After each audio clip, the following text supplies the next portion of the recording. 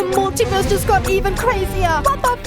While there have been small interactions between SMP series in the past, there has never been a Minecraft crossover as ambitious as the one between Empires Season 2 and Hermitcraft Season 9, with over 4 months of planning on both on the parts of Green and Fwib. Trying to connect two series that were different on so many levels was a seismic task to say the least. While Hermitcraft has dipped into a little bit of lore from time to time, the Hermits are much more self-aware about the real world than the Empire's players. The Emperors, on the other hand, rarely ever break character, though there are a few notable exceptions to that rule. Joel. Anyways, since the worlds of Hermitcraft and Empires was so different, finding out how the worlds would interact if they collided has been extremely interesting to watch. After watching through the crossover from multiple perspectives, I think I have some idea on how the whole thing works. You see, from the Hermit's perspective, they are all acting how they normally would be on the Hermitcraft server. They are just their normal, real-world selves playing Minecraft together like they always would. After traveling through the rift, the Hermits already recognized the Emperors because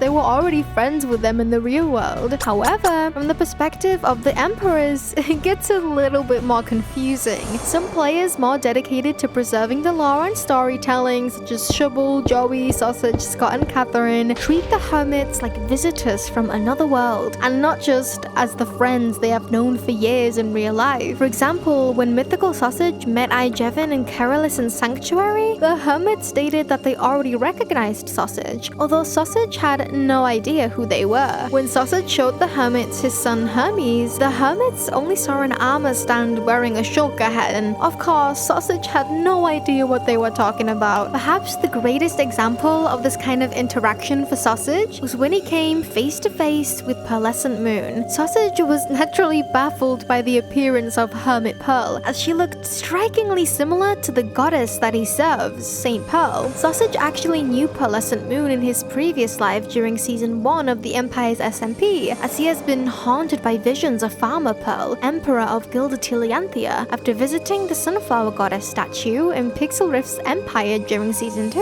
As our theory goes, after Pearl withered away at the end of Season 1, she ascended to godhood, which is why she is now worshipped by Sausage of Sanctuary. Getting back to Hermitcraft Pearl, she denied ever knowing Sausage of Sanctuary. What made things even more confusing was then after she went through the rift, Hermitcraft's Pearl's skin changed, and she now donned her sunflower skin from Season 1 of Empires, so there is no wonder that Sausage is just a little bit confused. So if you think about it, from Sausage of Sanctuary's perspective, he was meeting an alternate version of his friend from a previous life who ascended to godhood, and this variant just so happens to also be the real-life version of Pearlescent Moon, controlling her in-game character from the Hermitcraft server. Phew, this crossover is something else. Another example of an emperor dedicated to the lore is Catherine Elizabeth, who continued to maintain her princess/monster slayer persona while being visited by the Hermits. After getting overly excited at the idea of new visitors to Glimmergrove, Princess Catherine impulsively revealed to CubFan135, Pearlescent Moon, and Impulse SV that she was, in fact, secretly a monster slayer by night. In order to keep her secret, Catherine formed the Battle Buddy Club, where she tested the loyalty of the Hermits by sending them on a mission to gather more monster heads for her museum. After gearing up in the monster slaying attire, CubFan, Pearl, and Impulse brought back some heads for Catherine, gaining her trust so that they would not, in fact, reveal her alter ego to any of the other emperors, or worse, her parents. So it seems like while they know it's all just roleplay, the Hermits want to be nice and will still play along with the emperors as they play their characters. Although some emperors have remained dedicated to their empire personas during the crossover, things get a little more complicated when you look at emperors such as Gemini Tay, False Symmetry, and Pixel Rifts. You see, in her first episode of the crossover, Gemini Tay Tay revealed her secret to her fans. Princess Gem of Dawn is only one of many personas that Gemini Tay assumes. In some worlds, such as Hermitcraft Season 9, she plays the role of an elf, while in other worlds, she's just normal Gemini Tay. When Hermit Gem heard her own voice coming from the other side of the rift, she had a pretty good idea that the portal would lead to the world of empires. After the hermits passed through, she became a little bit worried. You see, Gem was just a tad embarrassed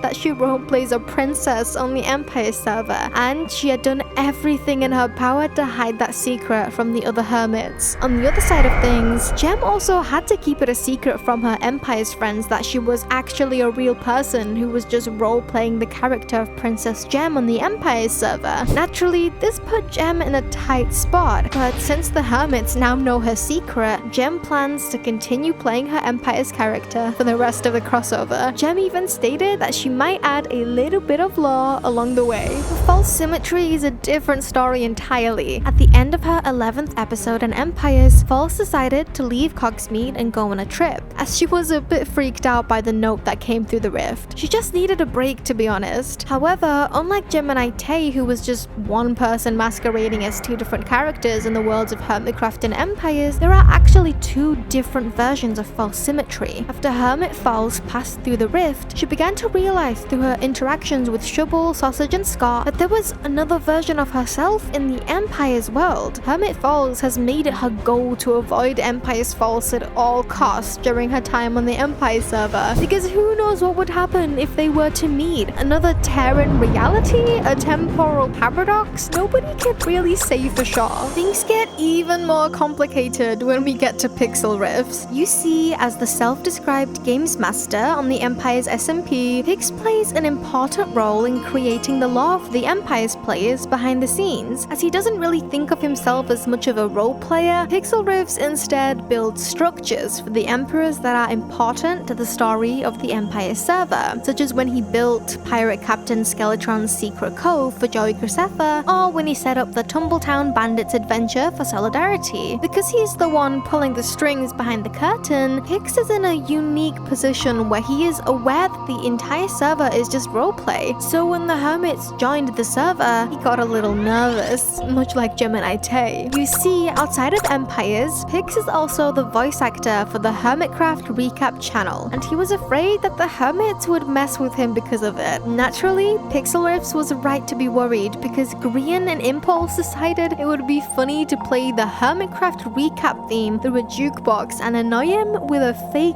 Empires recap while narrating everything that he does. This week on Empires, Pixel Rifts is happy to see his hosts for the day. This is all well and good, but where it gets really confusing is in the Hermitcraft recap for the first week of the crossover. Although Hermitcraft recap will cover the crossover, Pixel Rifts decided that he will only be covering it from the hermit's perspective, which makes a lot of sense because the recap is really only dedicated to the hermits. However, anytime a hermit interacts with Pixel Rifts during the crossover in a significant way, he will be required to narrate for himself. It's all come full circle for Pixel Rifts, and I couldn't be any more amused. Finally, while the hermits will probably not roleplay nearly as much as the emperors during the crossover, Green has still made it his goal to be somewhat integrated into the world of Empires. Just outside of Pixel Rift's Great Bridge, Green began the makings of his own empire for all of the hermits on the server, and is currently known as Hermitland. Green has also decided